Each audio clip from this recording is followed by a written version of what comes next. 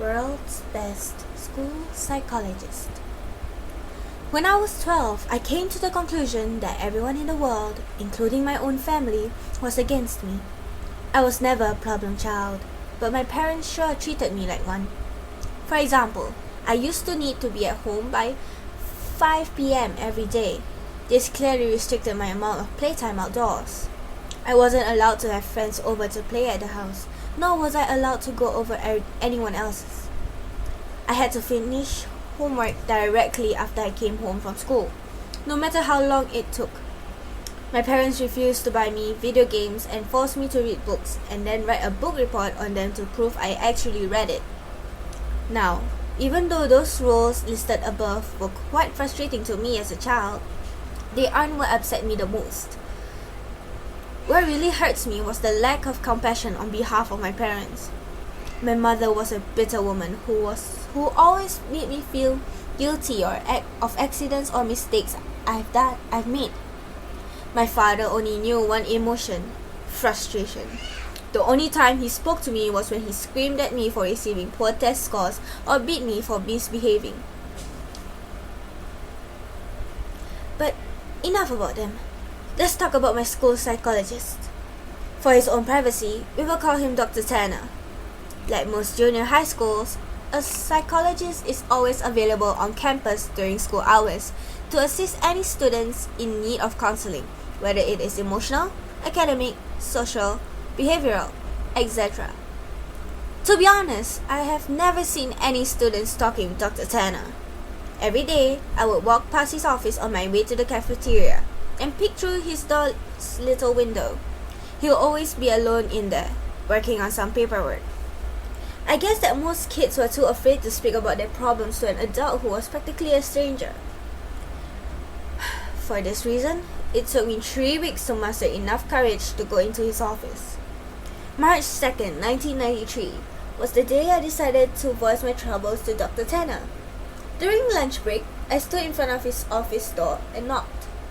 Through the window, I could see him raise his head, smile, and motion for me to come in. I did. He greeted me by introducing himself and asking for my name. Dr. Tanner was a very soft-spoken man who seemed to radiate kindness. In less than 30 minutes, I rambled to Dr. Tanner about how mean my parents were to me and how they didn't care about me at all. After a while, my voice began to quiver and I stopped speaking. The psychologist listened patiently to my whole spiel, arms folded and head nodding. I half expected him to begin talking about how everything I had just said was untrue and that my parents loved me dearly and blah blah blah. But he didn't. Dr. Tanner leaned towards me with a grin on his face and said, "You know, I'm the best school psychologist in the world. I promise we will fix this." I rolled my eyes. "Okay, but how?" I asked. "I have my ways," he replied. "I'm a man of my word. I promise that within just 1 month, the relationship between you and your parents will change for the better. Forever." After a brief pause, he continued, "Although I do need you to make me a promise. You have to promise me that you'll come back to my office after school tomorrow and that you won't tell anyone that we had this conversation today. It'll be a little secret." I promised. The following day, I returned to Dr. Tanner after school. It was around 4 p.m. when I entered his office. After a warm welcome, he asked me to have a seat in front of his desk once again. Upon sitting down, I watched Dr. Tanner close the blinds of the door's tiny window. "There," he smiled. "Now we have all the privacy we need." We began to talk about my likes and interests, my favorite school subjects in school, and my least favorite teachers, and the things of the like. About an hour into the conversation, Dr. Tanner offered me a soft drink. I gladly took the offer, considering my parents never allowed me to drink soda. Dr. Tanner reached over to his mini fridge and fidgeted around before setting down 2 open cans of soda on the desk. Afterwards, we continued to talk about what was going on in my life, but it wasn't long before I passed out from whatever drugs Dr. Tanner placed in my drink. It took me a minute or so to adjust my blood vision upon waking, and when it did, I had no idea what to think. I was handcuffed to a bed, My mouth was sealed with duct tape. I immediately began to panic, squirming and tugging on the cuffs, but gave up soon after. My eyes widened in disbelief after looking around the room. There were posters of superheroes pinned up along the walls and photographs of famous athletes on the shelves.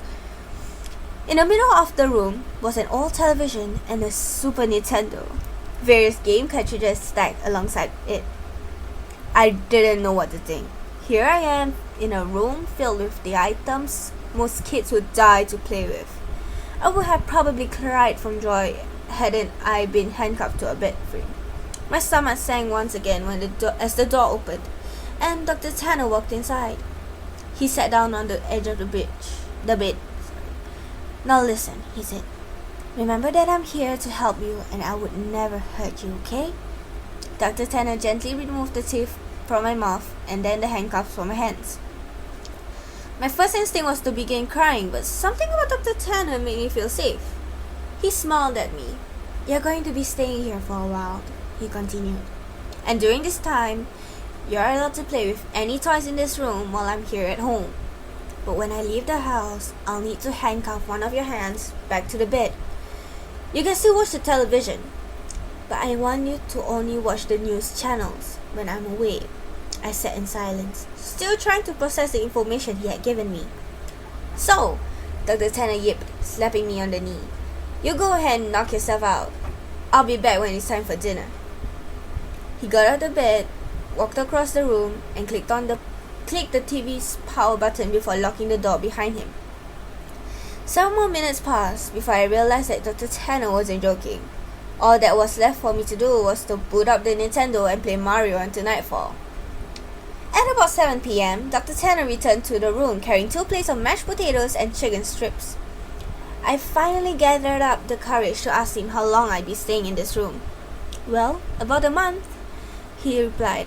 Give or take a few weeks. I just have somewhere I need to do. The following morning, I awoke to Dr. Tanner's hand patting my head. Hey, bud, you don't have to wake up right now if you don't want, but I'm going to need to put this back on, he whispered, clamping the cold steel handcuff onto my wrist. I gazed up at him. He was wearing a collared shirt and slacks, a coat draped over his shoulder, and a suitcase at his side. He looked just how he always did when I saw him around school. Before leaving, he placed the TV's remote next to me and told me to turn it on and watch the news. The first thing I saw upon turning it on was a breaking news segment. An important-looking police officer stood at the podium surrounded by people with microphones. I happened to begin viewing halfway through his speech. A statewide Amber Alert has been issued as of this morning. We have several investigators working towards identifying potential abductors, but as of right now, there is not much evidence. Faculty members state that the boy had been last seen around 4 or 5 in the evening on. I began to feel nauseous as a photograph of me appeared on the screen. It was my yearbook picture from last year. Captions for the photograph displayed my name and age, my school, and my town. Above my picture were alternating titles. FBI begins searching for child and kidnapping suspects unknown and potential runaway. The live footage continued and 2 figures I soon recognized as my mom and dad stepped up to the podium. Both appeared to have radiant eyes. Tears streamed down my mother's face as she took a hold of a microphone.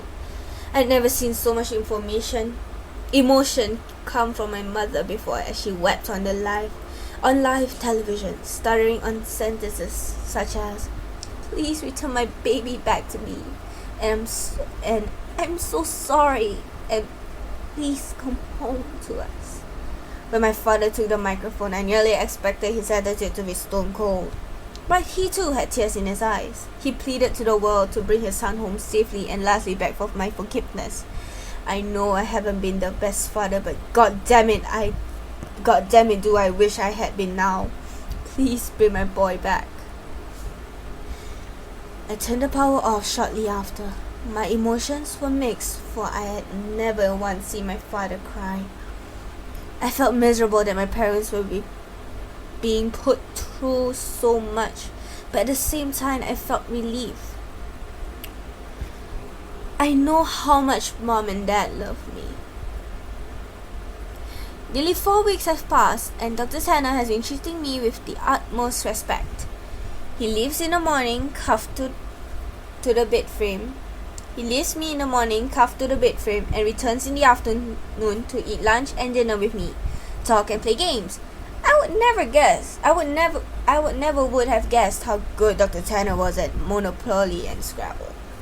But one morning, when Dr. Tanner woke me before heading off to work, I noticed a stern look on his face.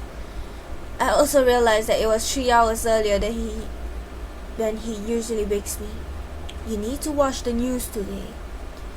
No exceptions. I want you to keep the television on all day and pay close attention to it, he stated grimly. I, of course, complied and watched him exit the room. About 2 hours later, a breaking news segment interrupted the toothpaste commercial I was watching. The title: Human remnants found.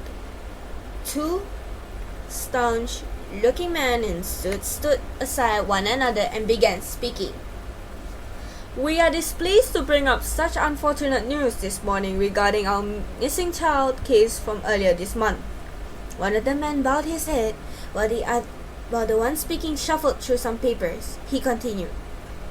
Remains of a body have been found in a garbage bag beneath a highway overpass. The body appears to be that of a child, although not much of it is left. The body has been decapitated and much has been burnt to ash and bone. The screen shifted over to a helicopter view of the freeway. Dozens of police cars gathered near the bottom of a tall overpass. The man's voice could still be heard. Within the bag, police found a junior high school identification card labeled as such. The screen showed the school ID card I always kept in my backpack. The plastic was sort of melted away, but my photograph and name were intact. After the 2 men dismissed themselves, the camera panned over to my parents. They were sitting among reporters. My mother's face held a painful grimace, and my father sucked his head down to his knees. I shut the television off. Dr. Tanner returned home very late. He hurried into the room, unlocked my cuffs, and placed a bottle of fizzing water into my hands. He placed his hands onto my shoulders and smiled. I made you a promise, didn't I? I nodded, tears squeezing their way out of my eyes. You need to make me a promise again, he whispered. He told me that I needed to drink all the water in the bottle. It will help me sleep. And that from here on, I am never to tell anyone that I've ever met him. I promised. I told you I'm the best school psychologist in the world, didn't I? And he was right. I woke later that night to find myself laying in the middle of a park, stars shining brilliantly across the night sky. I recognized the park. It wasn't too far from my school. A mile or so down the road, I saw my house. The lights were off inside, but I could make out my father sitting on the step leading to the front door. I hesitantly called out to him.